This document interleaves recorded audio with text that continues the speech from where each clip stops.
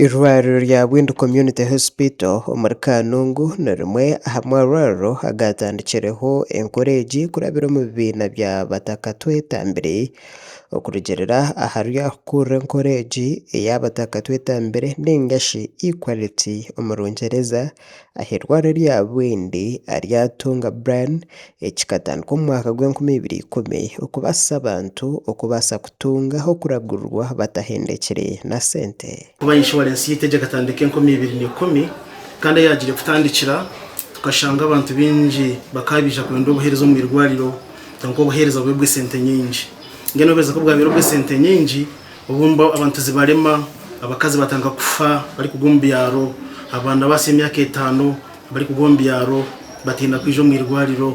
Ogu nagira encourage nekora aha buri muntu wena kandi abagireho nibashashura akasente kakye kutunga okuragurirwa. Kito gya Bwindi buri ndwara yona neje covering kora kwijo mu irwariro ryito rya Bwindi woshashwire ya premium fund ninga ya mitware birebire ninga kumitana kunazi kugambira ninga mitware na kora kuzo mu insurance no hereza shirinje 2000 kureba mushaho. Bamwe abari aha encourage aharimu na mukuru w'entebe yo kubanza ahaba omwanya ogw'irwariro rimu nagira ngu bahwerirwe munonga encourage ey'abataka twetambire.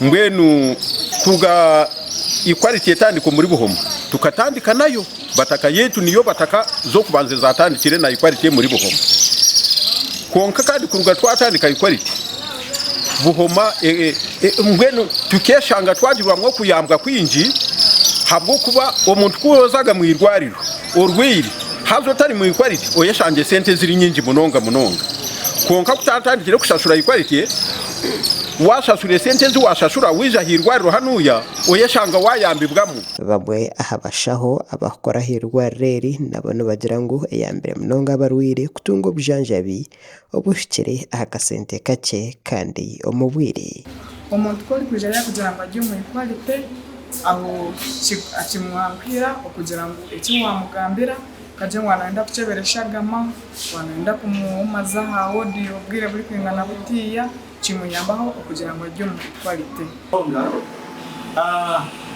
Nkabwini community hospital about and Bwindi community hospital yona tuyinete tukweta mu equality health insurance scheme.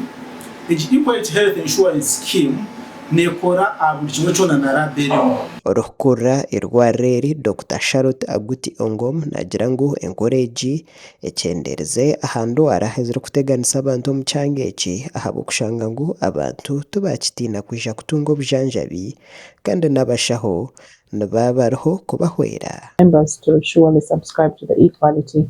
One of the things that we have noted is those that fear to come early then have an increased out-of-pocket expenditure for health. So that if they come early, then we are able to treat the diseases early and so that they are healthy and more productive. Bwindi nemwe hamyanya heri kukizayo engenda mbi omwanya ogu nogumwe ahari ejo mu Uganda heri kukizayo kwakira abarambuzi omu ihanga kandi okubaho kwirwarire chwerira abarambuzi n'abatura kubahwera omu bikwatirine n'ebyamagara. Amahoro aga gashakwa Jacob Nuwamanya abwatari West muri Kanungu.